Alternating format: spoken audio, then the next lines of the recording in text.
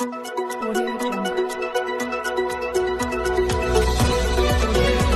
पहले नजर डालते हैं अब तक की बुलेटिन। नोडेरो के कच्चे के इलाके में एसएसपी लाड़काना सैयद अब्दुल रहीम शिराजी की क़यादत में ऑपरेशन जारी।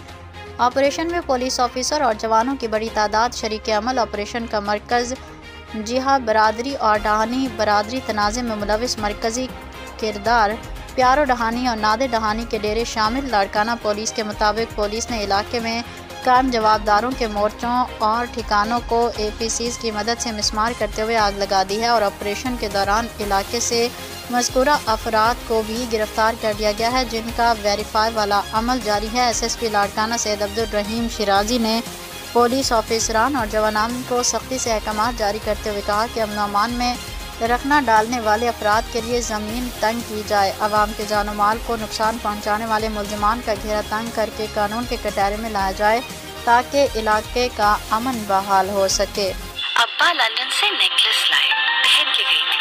So beautiful, your skin। अब्बा का नेकलेस तो नहीं, पर अम्मी की एक चीज हिट हो गई।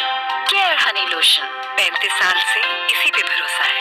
Care Honey lotion with pure Honey, almond oil, triple sunscreen और हाइलुरोनिक एसिड की इजाफी खूबियों के साथ दे यंगर, हेल्थियर, ग्लोइंग स्किन।